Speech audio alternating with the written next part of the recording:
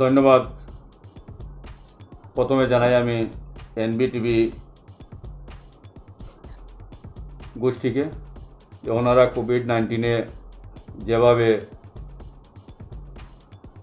পরিশ্রম করে জনসাধারণের কাছে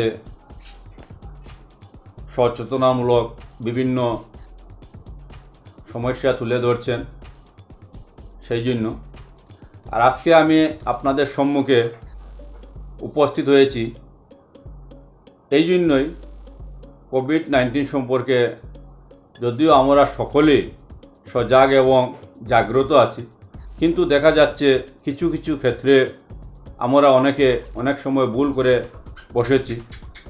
প্রশাসনের পক্ষ থেকে বেঁধে দেওয়া নিয়মকানুন অনেক সময় আমরা মানছি না।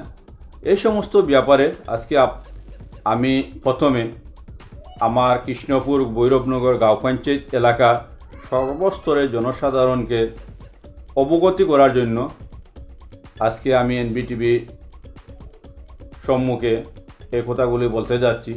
প্রশাসন বারবার যদিও আমাদেরকে সতর্কবাণী দিয়ে যাচ্ছেন আমরা মাস্ক পরিধান করতে হবে, সেটা প্রশাসনের ব্যাপার নয়, সেটা আমার নিজের ব্যাপার, আপনার নিজের ব্যাপার।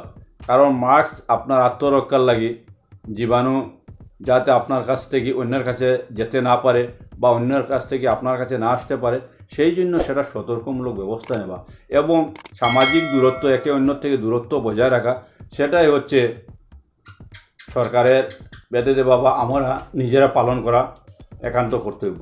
আজকে একটা জিনিস আমি বলতে যাচ্ছি, সরকার পক্ষ বারবার যদিও আমাদেরকে বলছে মসজিদ বা মন্দিরে জমায়েত না হওয়ার জন্য, কিন্তু সেক্ষেত্রে আজকে আমার কাছে রিপোর্ট এসেছে আমাদের এলাকায় বেশ কিছু মসজিদে জম্মাতে নামাজ আদায় করা হচ্ছে।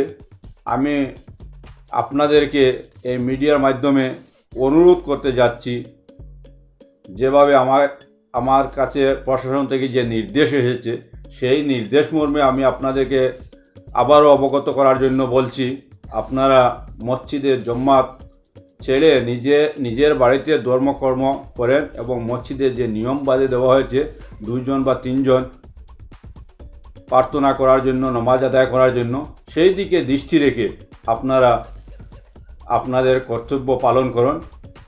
এই জায়গায় একটি কথা স্মরণ করা যেতে পারে, মসজিদে যদি আমরা জম্মাতে নামাজ আদায় করতে যাই সেখানেও দেখা যায় আমাদের সামাজিক দূরত্ব বজায় হচ্ছে না, সেই কারণে সেই নির্দেশিকা দেওয়া হয়েছে এবং সেই নির্দেশটা আমাদের মানা একান্ত কর্তব্য।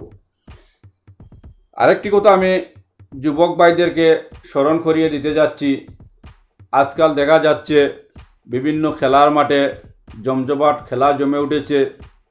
এই কোভিড-19-এ যে জায়গায় জমায়েত নিষিদ্ধ করা হয়েছে সেই জায়গা আপনারা জমায়েত হয়ে খেলাধুলা করছেন, বাজারহাটে আড্ডা বসাচ্ছেন, যদিও দোকানপাট বন্ধ থাকে, বিনা কারণেই আপনারা আড্ডা বসাচ্ছেন, সেই দিক থেকে বিরত থাকার জন্য আমি আপনাদেরকে অনুরোধ জানাচ্ছি।